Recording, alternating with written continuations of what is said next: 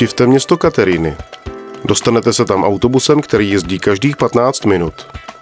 Můžete si tam prohlédnout nádhernou pěší zónu a navštívit krásný park s vodotrysky a fontánami.